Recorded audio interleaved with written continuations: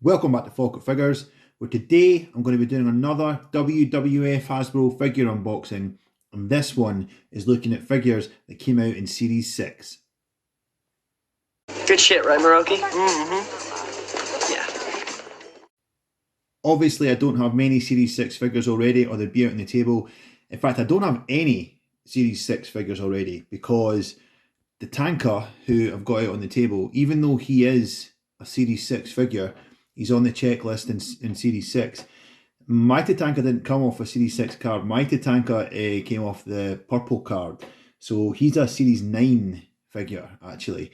So anybody that follows the Hasbro line and knows anything about Hasbro lines will know that Tatanka was released twice. So he was released initially in Series 6. This figure was released here. And then the exact same figure with no paint variants, no modifications, nothing different about him, was re-released in the purple card series 9, as a replacement, a last minute replacement for Mega Maniac's Brutus Beefcake, who was pulled from the line for some reason. It must just have been because it was like the wrong time. I don't know if he'd left the WWF by that time, or I don't know why, but apparently Brutus Beefcake was meant to be in the purple series and never made it. But anyway, so today's video is all about Series 6. So Tatanka is one of the guys in Series 6. There are 6 in total in the series, 6 single figure releases in the series, and I've got 2 of them here to add to Tatanka. So even though Tatanka didn't come out in this series, I'm not going to get him twice. I'm not going to unbox him, so I've got 2 identical Tatanka figures. So he does kind of double up for 2 spots. He does kind of count twice in my my Hasbro checklist. So technically I've got 1 already with Tatanka, and we're going to open up 2 more today. So first guy I have is a bit of a cult hero. One of the guys that's never been a huge superstar in WWF or anything like that, but everyone's got a soft spot for this guy, and that's the Repo Man. So, Repo Man, I talked about him in my last video just very, very briefly, because Repo Man, a bit of sort of Hasbro trivia, Repo Man is there's only one wrestler, there's only one WWF wrestler that had 2 Hasbros under separate gimmicks. So basically, not just a re-release of the same character, the same gimmick in a different mold or a different moveset, but a completely different gimmick. So a new identity within the Hasbro line as well. Because Repo Man's first appearance in the Hasbro line was as this guy, Demolition Smash. So Barry Darso is the guy who I was going to say performed, but that's not the word I'm looking for. What did he do? Okay, we'll go with perform, because the word I want to use is just escaping me just now. But so he performed, if you like, as Smash, and then as part of the Demolition, and then in later life, in a later incarnation, he was also the Repo Man. So this for me, it was like a mind-blowing moment when I realised that the same guy that was Smash went on to become Repo, because Smash was the Demolition were such a huge, portrayed is the word I was looking for, not played, portrayed Smash. Yeah, the Demolition generally were just big guys, big kind of intimidating guys, and you always kind of thought of Smash as being a huge, big bruising guy. And then Repo, even though it's literally the same human being, so it's obviously the same person that's under the costume. Just the way that he carried himself, because he was always sort of hunched over, he was moving around really quick, like he was scurrying about like a rat, and it just made you think of him as being like a small guy compared to Smash, who you always thought of as being a really big guy.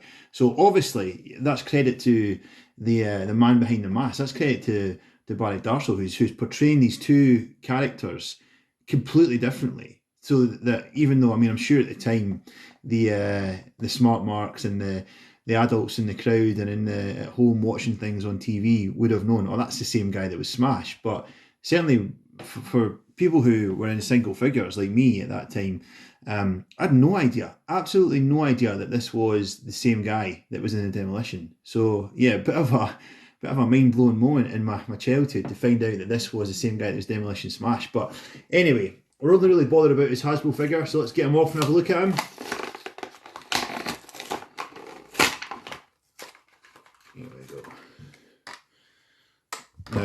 immediately I could see a bit of an issue. I was hoping that was, oh yeah, it's fine. It's just a bit of fluff.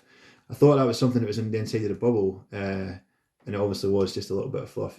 So nice, nice figure, nice sort of details on the face. He's got the mask. He's got the kit. That's like a really sort of typical Repo Man look on his face as well, with that kind of Weasley laugh. He's got the same facial hair that Repo had. I don't know if that is a legit tattoo. I assume so. I don't know what it's meant to be. It's just some kind of like artwork. I don't think it's meant to be anything particular, just a design. But yeah, I don't know if that's it. I assume it must be. I assume it must be a tattoo that he actually has.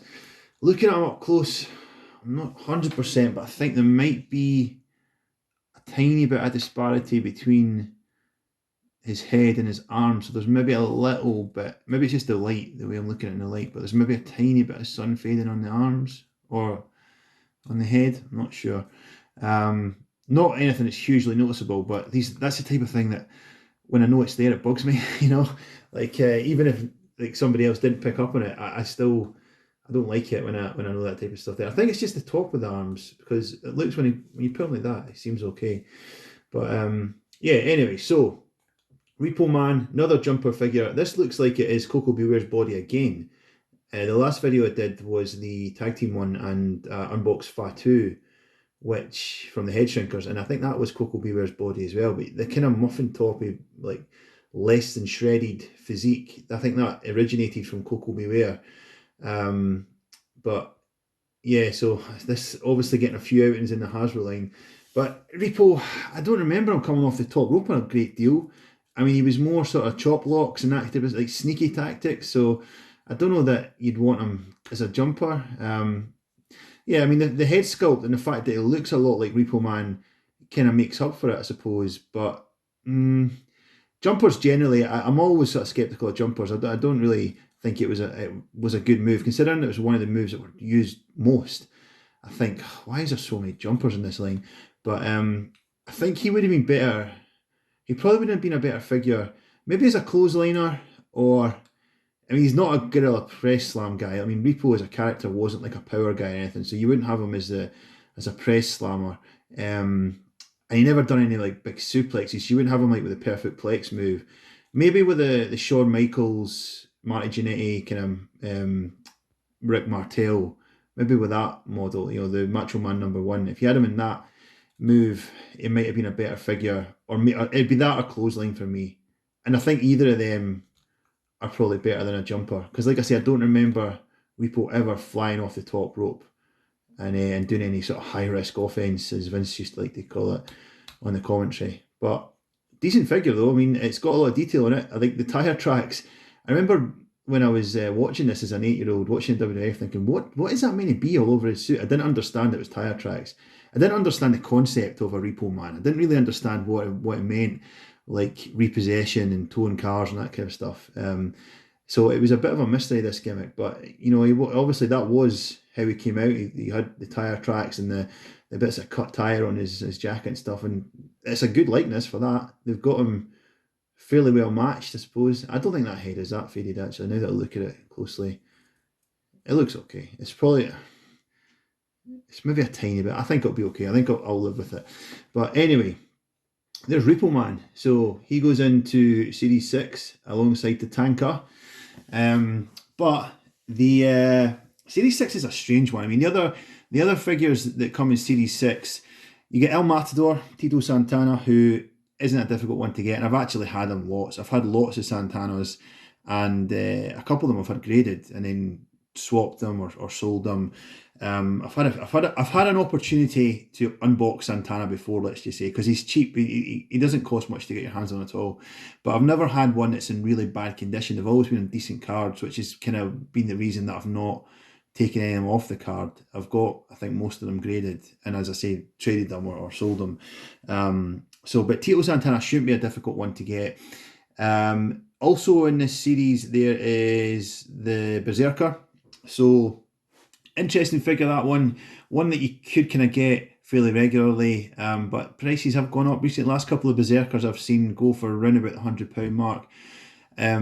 he is one of only 2 figures in the Hasbro line, him and Series 8 Undertaker, who have soft goods, so have like clothes as an accessory. He's got his sort of tunic, his overall, his Berserker, his Barbarian overall that he wears. So yeah, that's an interesting figure. I didn't really like that it is essentially just Hacksaw Jim Duggan. It's Hacksaw Jim Duggan with a different head, the Berserker, and that always kind of bothered me. But yeah, I mean, he's in there. He's another one to get. Then there's Papa Shango, who is a really interesting one. Papa Shango is, I think, it's a fairly unique body as well, because he's a puncher, but he's not a puncher in the same way that Jake the Snake and Billy Gunn and Santana are punchers. He's stood sort of more upright than the rest of the punchers, and I believe that body was going to be recycled for the Diesel figure that was due to come out in the Orange Card Series 12, sorry, before the line ended prematurely. But Papa Shango, yeah, that's an interesting one. One I'd really like to get my hand. Well, one I will eventually get my hands on.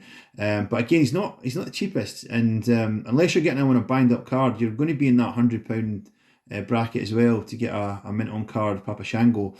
But I think by far and away the main player, the dirtiest player, maybe a more appropriate way to put it, of Series 6, the headline act is the man. I was going to say this man, but the man.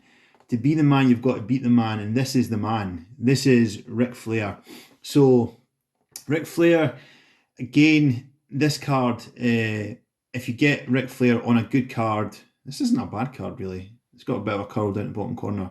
If you get him on a good card, you're well over the £100 mark, well over £100 mark to get an English language Flair on. In fact, I don't think I've ever seen a foreign language Flair. Maybe there aren't in this series.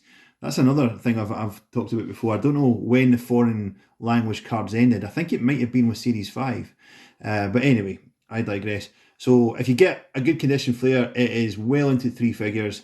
The reason I managed to pick this one up, get a decent deal on this one, is because the bubble on this one is completely yellowed and it is all cracked to high heaven. There's cracks all over it. There's a bit opening up there. And I'm concerned, I'll know better when I open it up, but because the bubble is so yellow, I'm concerned it might have led to some sun fading to the figure. We'll see when we open it up. But Ric Flair, man, he's a guy that Hasbro line just did not do justice to. He deserves so much better than what WWF Hasbro's gave him. But let's open him up and we'll have a look.